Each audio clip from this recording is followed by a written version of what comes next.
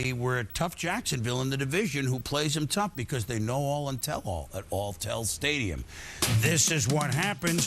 The Jacksonville Jaguars were really going on a bike ride against Tony Dungy's rush defense.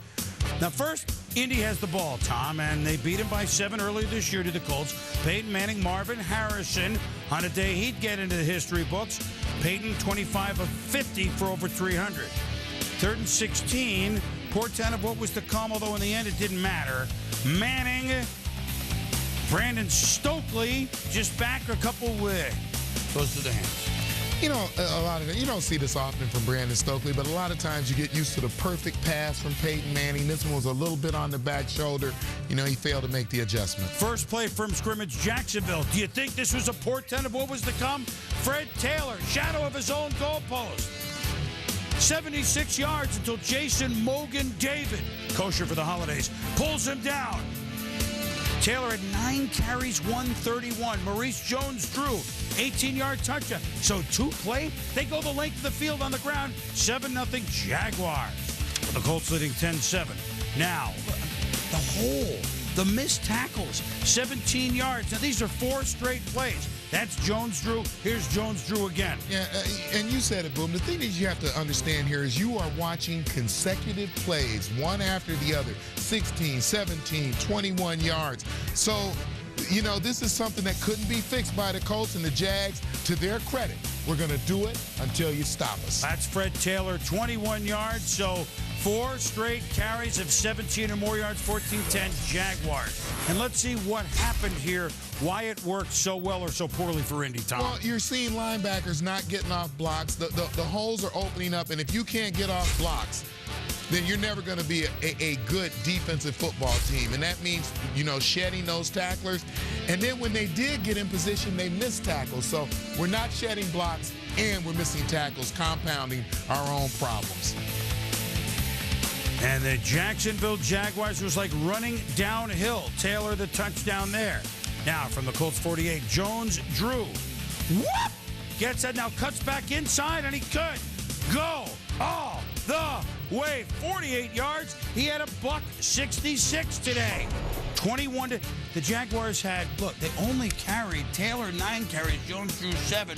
Are you kidding me? 131 and 118 yards, 251 yards rushing and a half. The most since the Bills had 254 with Thurman Thomas and company, 1992. Oh, let's kick it off. They will do better there. No, you won't.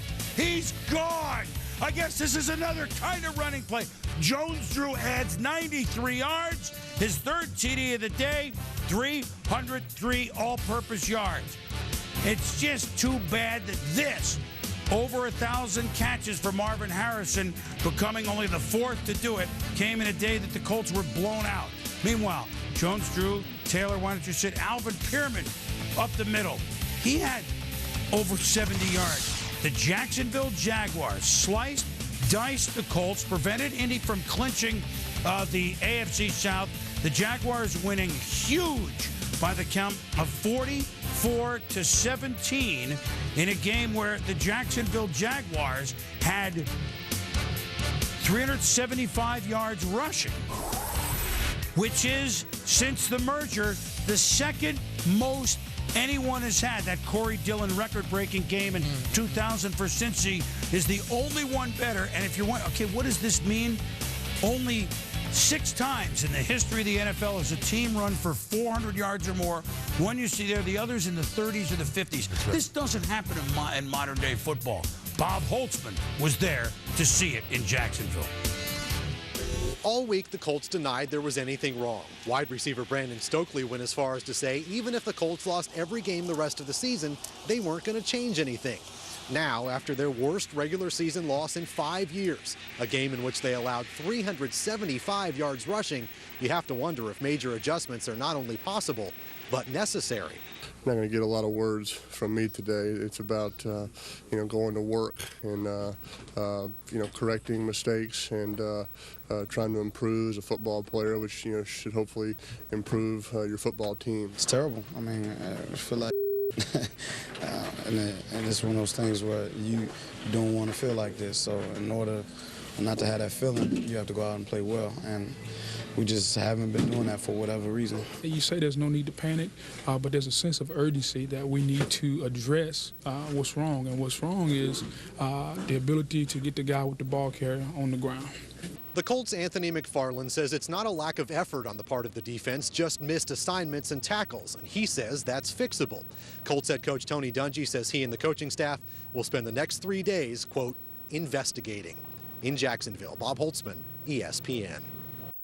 All right, Bob, thank you very much. Well, where to begin? Unbelievable performance by Jacksonville. And look, we have fun with them. By the way, Jack Del Rio, coat and tie today, looked great. Great. And the team looked great. When they're on, there's no question about their talent. My goodness gracious. They're probably staring wild card, though. You start thinking about the challengers for the wild card position. Again, I err on the side of talent. The Jags are as talented as any football team in the league. The only thing you search for with them is consistency. Consistency will win out. The big question, though, is Indy lost 3 of 4 now. This looked awful. Well, it can be a fatal flaw. You know, they know that, and I think this really is an exclamation mark behind what they will try to do over the course of the next 3 weeks. I don't know whether it can be done, but think about this. Think about that defense going up against a LaDainian Tomlinson, a Jamal Lewis, any football team, a Rudy Johnson. You could not survive with that kind of defense right now. So, you know, a lot of work to be done in the Indianapolis camp before they get to the playoffs. And they got 8 days till their next game, which will be a Monday nighter, which won't be any day at the beach, even though it's at home against the Cincinnati Bengals. So congrats to LT, congrats to the Chargers. We've only just begun on The Blitz. The Blitz is brought to you